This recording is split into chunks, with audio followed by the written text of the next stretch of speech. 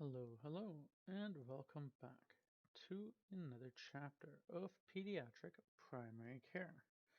Today we're talking about Chapter 5 Pediatric and Family Assessment.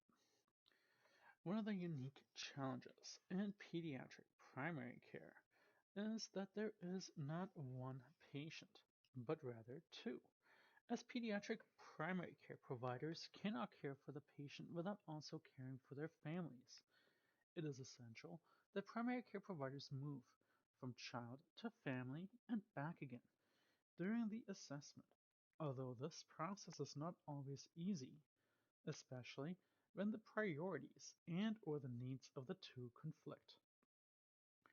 Over a decade ago, the American Academy of Pediatrics issued a policy statement that introduced a shift away from family-centered care to patient and family-centered care, as it captures the importance of engaging pediatric patients as essential members of the healthcare team, while acknowledging the key role and voice of their families.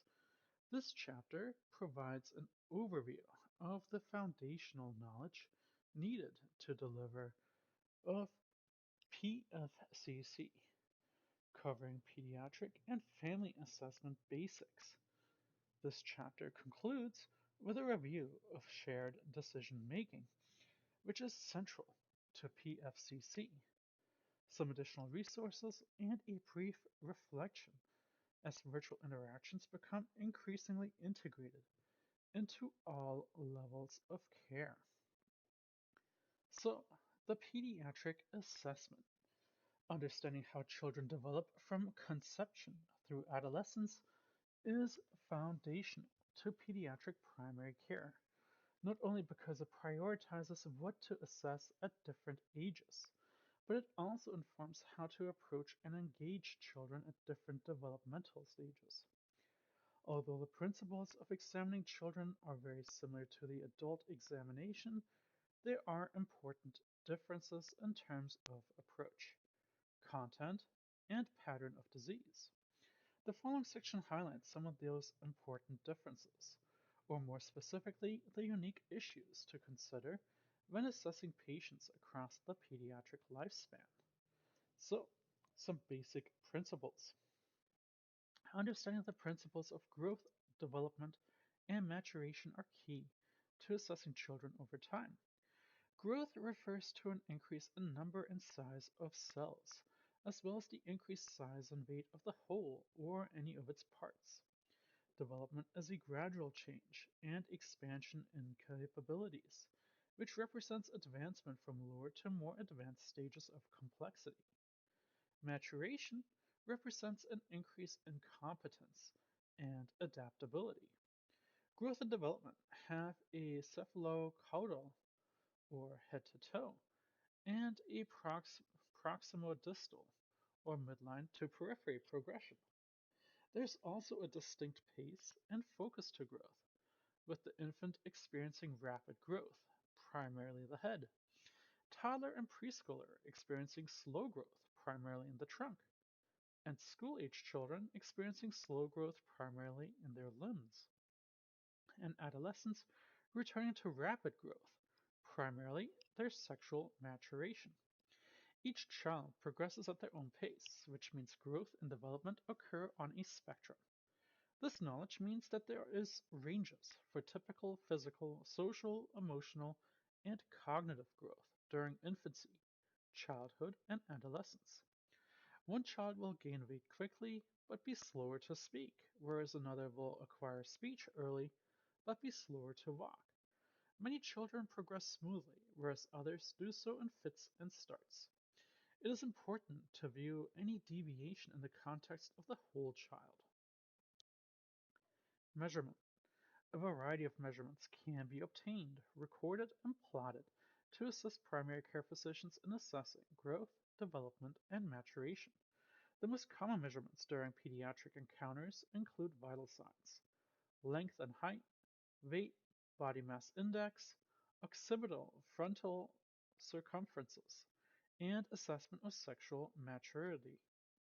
Other types of body measurements are also used depending on the context, an example of which is obtaining crown rump length and sitting height can be used as a proxy for length and height for an older child who cannot stand but is able to sit.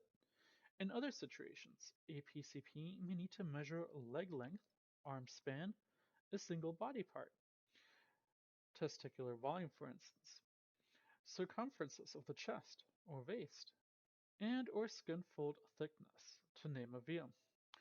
The most important piece to remember is that reliable and reproducible measurements are required to obtain any kind of meaningful data.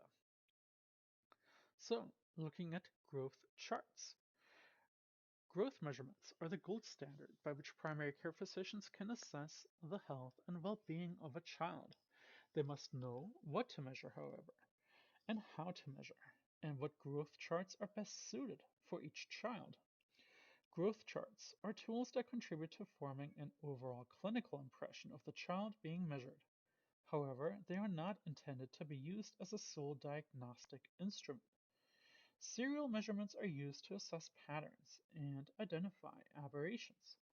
The Center for Disease Control and Prevention recommend that providers use the World Health Organization growth charts to monitor growth in infants and children from birth to about the age of 2, and the CDC growth charts for children aged 2 and older. Of note, the World Health Growth Chart are for length, so supine measurement, whereas the CDC growth chart are for height, meaning a standing measurement. The OFC are for measurements in the upright position. Complete sets of the World Health Organization and CDC age and sex-specific pediatric growth charts, along with a set of self-directed interactive training courses, are all available at the CDC website. For those children with disorders that may alter the growth pattern, such as Down syndrome or Turner syndrome, a number of specialized growth charts should be used in place of standardized growth charts. And that will be discussed more in Chapter 27. Health supervision, surveillance, and screening. Health supervision visits are a core component of pediatric primary care because they allow for comprehensive assessment of the individual patient and family environment, and the opportunity for further evaluation if abnormalities are detected. Each visit typically includes a complete history, a head-to-toe physical exam, screenings, immunization review, and updates, and sharing of anticipatory guidance. Unlike focused or ill-child encounters, during which the primary aim is to attend to the presenting concern, health supervision visits are multifaceted, focusing on health promotion and protection, as well as disease prevention and detection. Each visit is guided by knowledge of growth patterns, developmental milestones, individual and age-related disease, and environmental risks, as well as protective factors, family history and function, and family and cultural priorities and needs. Through ongoing assessment, each patient's health and developmental trajectory can be tracked, compared with normative data, evaluated and managed in the context of their family and environment, so any variation can be quickly attended to. The timing and focus of health supervision visits typically align with the AAP periodic schedule, which serves as a roadmap. Embedded in each health supervision visit is ongoing disease detection, which involves two techniques, surveillance and screening. Surveillance is the systematic collection, analysis, and interpretation of data for the purpose of prevention, because findings from health surveillance guide primary prevention measures. Surveillance is a continuous long-term process, which may or may not include screenings. Screenings are targeted systematic actions at a single point in time that are designed to identify a preclinical condition or disease in individuals suspected of having or being at risk for specific health impairments. Screenings is recommended when the individual will benefit from early treatment or intervention, and is a secondary prevention measure. Universal screening is conducted on all children at defined time intervals or ages, whereas selective screening is conducted only on those children for whom a risk assessment suggests follow-up. Health supervision, surveillance, and screening priorities for each pediatric group will be discussed in further detail through chapters 9 through 13. So, history and physical exams. It is important to distinguish between the different types of primary care encounters, including the routine well-child encounter focused on screening for abnormalities of growth and or development. The ill-child encounter focuses on an established the nature, cause, and extent of an acute or chronic illness or injury, and the focused single-purpose encounter, such as to establish fitness for school or sports, or a forensic examination performed in sexual or maltreatment cases. However, there is not always a clear distinction between visit types, as single-purpose sports physicals can be completed within a well-child encounter. Problems with growth, development, and or behavior may be noted during an ill-child visit, and recognition and documentation of child maltreatment can occur during any encounter and is an ever-present concern. What is important across all types of encounters is that the primary care providers have a good working knowledge of growth, developmental milestones, age-related risk factors, and routine physical findings during different ages. So, history. Obtaining a history begins with the establishment of trust. Remember that in any pediatric encounter, there are at least two historians in the room, the parent and the child. Seek out and listen to both whenever possible, paying close attention to any differences. A thorough, thoughtful health assessment and history is the first and often most critical step because it helps to focus the clinician's diagnostic reasoning and guides the physical exam. However, in pediatrics, it's important to remember that the history and physical exam often occur simultaneously. As children grow and develop, the emphasis changes. Although each history needs to be individualized, be developmentally appropriate and consider the child's family, health status, and physical social environment. Having a practical approach that encompasses key aspects of children's ongoing growth and developmental needs and progress is helpful. The typical elements of a routine well-child and ill-child health history are presented in boxes 5.1 and 5.2 respectively. However, it's important to note that ill-child encounters also provide an opportunity to assess a child's growth and development, as well as complete missed or scheduled surveillances and or screenings. Of particular note, in pediatrics, is actively seeking out any evidence of adverse childhood experiences, or ACEs, as these experiences can have a profound near and long-term effect on mental and physical health across the pediatric lifespan and into adulthood. A number of evidence-based tools, including the ACE's Family Health History and Health Appraisal Questions, or questionnaire, can be included in every pediatric encounter. So, touching now on the physical exam. The best path to an accurate and complete physical exam is to secure the cooperation of the child. However, predictable, developmentally related fears or previous frightening experiences may impact a potentially positive encounter before it ever begins. Although the physical exam is traditionally conducted following the history, the reality of pediatric primary care often means moving back and forth from subjective data gathering to objective assessment. Content and priorities for the physical exam vary depending on the child's age, cues from the history, and the various problems being considered, including patient and family queries.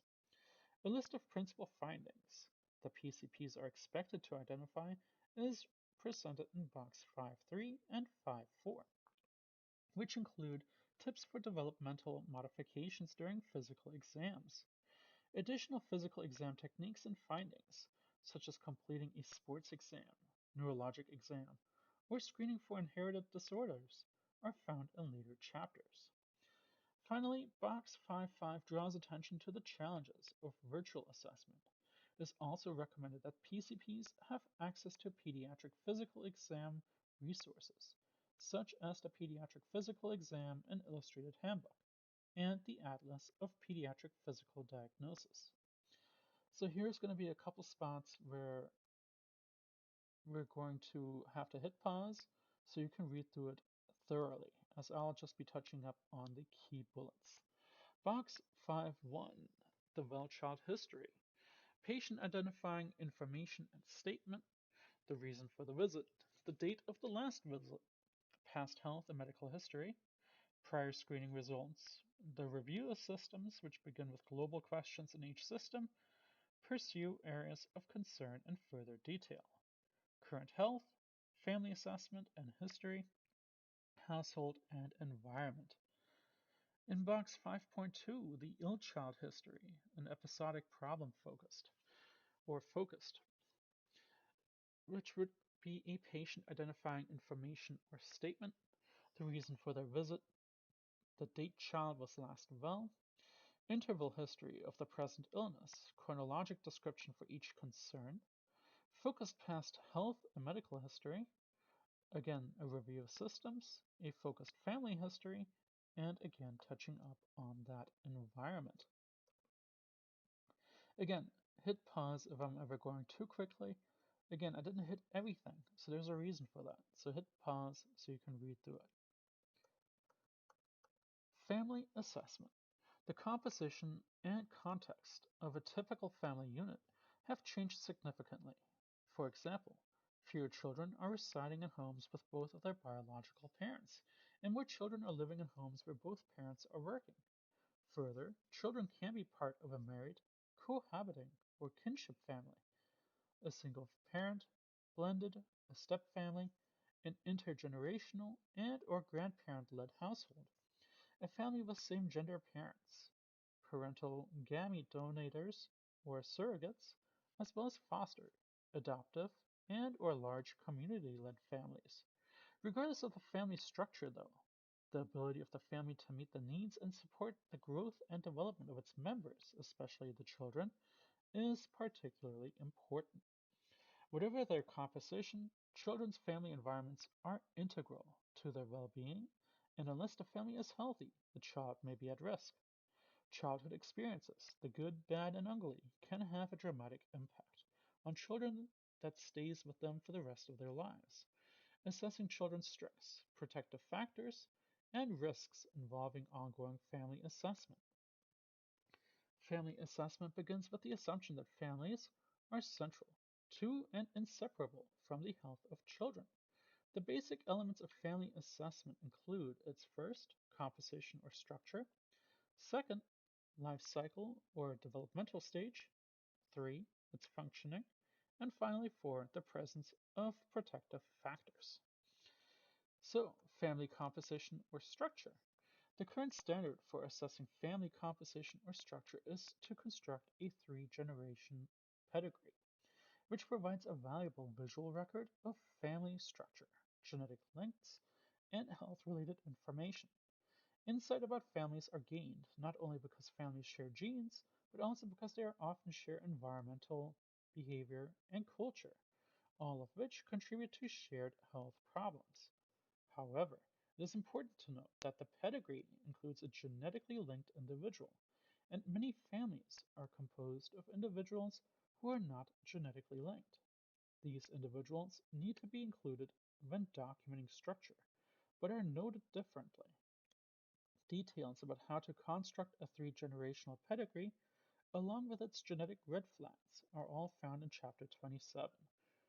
Although the 3-generational pedigree and genogram include biologic or genetically linked relatives, a genogram expands the pedigree to include information about the sociocultural context of the family relationship, much like the ecomap. In addition, the colored ecogenetic relationship map is an interactive approach adapted for use with children. So here's the next box where I'm going to request that you hit pause. It's the essential pediatric physical exam data. Again, I'll hit the bullets, but make sure you hit pause and read through all of it. So the general appearance: the head, the eyes, the ears, nose, mouth, neck, skin, lymph nodes, chest, breast, lungs, cardiovascular, abdomen, genitalia, anus, musculoskeletal, and neurological assessments. All should be done during a physical exam. Family development or life cycle stage. Just as children can be described in terms of their individual developmental stage, it is possible to describe socio-emotional stages that occur throughout the life of a family unit. Special attention is given to families in several overlapping stages, as well as to those in transition from or to different stages. Because each stage has its unique issues and tasks, in any given family, each member is in a developmental stage, while the family unit is simultaneously going through various stages in the family life cycle. Family functioning. A number of tools are available to assess family functioning, including the Family Ecomap, Family APGAR, and Scream Mnemonic. The Family Ecomap is a graphic portrayal of the type, number, and quality of relationships or connections individuals have within the family and their community. It provides a snapshot of the individual, personal, and social relationship, as well as how much energy the relationships use by identifying each relationship as a close or distant, strong or weak, mutual or one-sided, positive or negative, nurturing or damaging, and or secure or plagued by conflict. It's a valuable tool in determining a family's strength, resources, needs, and deficits. The long-standing Family APGAR is used to assess the family's adaptation, partnership, growth, affection, and resolve. It consists of 5 questions which make it easy and quick to administer and a popular choice for evaluating family function in busy primary care settings. The Screen mnemonic is also used to identify a family's social, cultural, religious, economic, education, and medical resources, as well as its absence. For example, social interaction may be evident among family members, or the family may be socially isolated. So, what kind of protective factors do we have then? Protective factors are attributes of families as well as a larger community and society that promote optimal development and resilience across the pediatric lifespan. The goal is to focus on the positive ways to engage families by emphasizing their strengths while identifying areas where they have room to grow.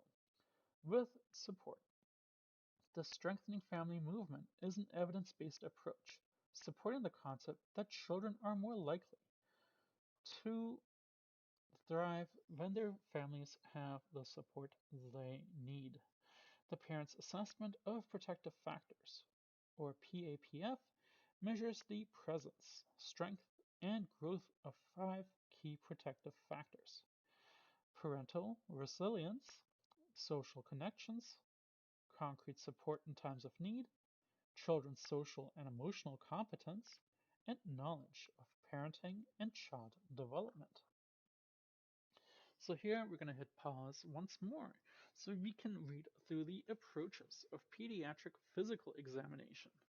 So again, I'll hit the key parts: the general developmental considerations, deterring fears, integrate play and books, and finally preparation.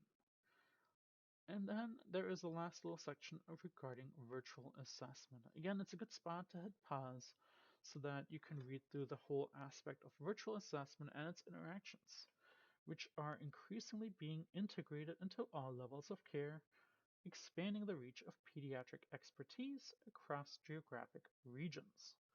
There's some more information to it, so make sure you read through it. Shared decision making. Although the elements, principles, and positive health outcomes of shared decision making, or SDM, are well documented, there has been a lack of guidance for primary care providers as to how to apply them in a clinical practice. So, at its core, shared decision making is a process in which decisions are made in a collaborative way. Trustworthy information is provided in accessible formats about a set of options, typically in situations where concerns, personal circumstances, and context of patients' families play a major role in that decision. The very special three-talk model of shared decision-making offers a clear pathway to the application of shared decision-making. Practices. Team talk emphasizes the need to provide support to patients' families as they are made aware of choices, as well as the eliciting their goals as means of guiding decision-making processes. Option talk refers to the task comparing alternatives using risk communication principles. Decision talk refers to the task of arriving at a decision that reflects the informed preferences of patients and families, guided by the experience and expertise of the PCP. The three-talk model holds space open for collaboration and deliberation as the patient family moves from initial to informed preferences to decision-making. The PCP's role is one of active listening and decision support, tailoring discussions with families whose needs to address healthy literacy, using principles of universal precaution. The Agency for Healthcare Research and Quality developed the Health Literacy Universal Precautions Toolkit, which instructs PCPs to assume all families may have difficulty comprehending health information and access services.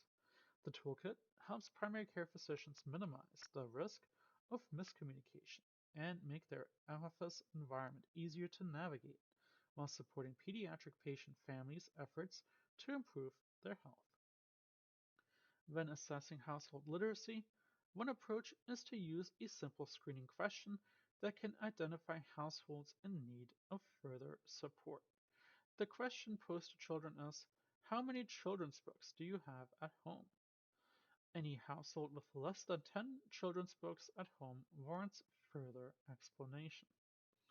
So here we're going to scroll back up for just a moment since there are a couple pictures that we would like to speak about.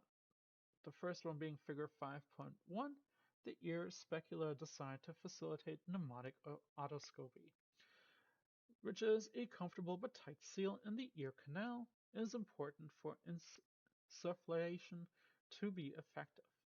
Both of these specula have the same internal diameter.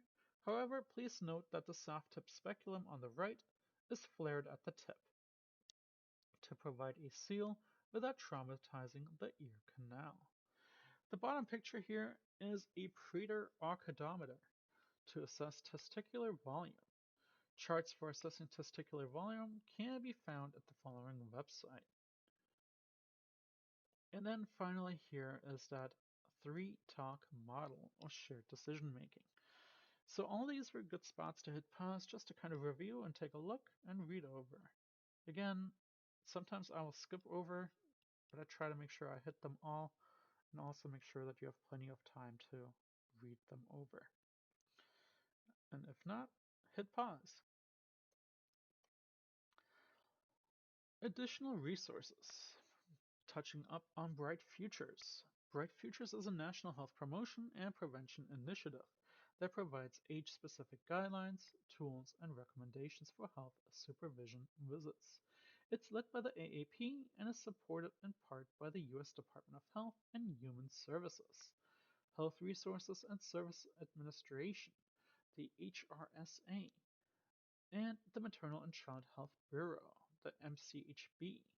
Bright Futures houses multiple resources such as Building Positive Parenting Skills Across the Ages, which is an online course that guides primary care physicians as to how to provide developmentally appropriate parenting advice and reinforces parenting skills during a health supervision visit. Strengthening Families. Strengthening Families is a protective factor framework that summarizes best practice to achieve positive outcomes for all families. It is based on 5 protective factors: parental resilience, social connections, knowledge of parenting and child development, concrete support in times of need, and finally, social and emotional competence for children. Each factor has been shown to protect against risk factors and poor outcomes for both children and families, as well as promote strong families and optimal development for children.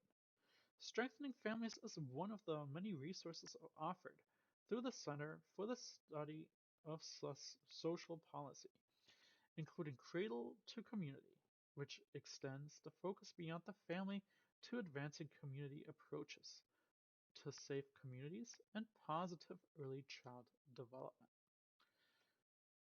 Which leads us to the last portion, our references. So I'll pause here and let you read them over as you need. I thank you always for listening, and I'll see you at the next chapter. Take care and goodbye.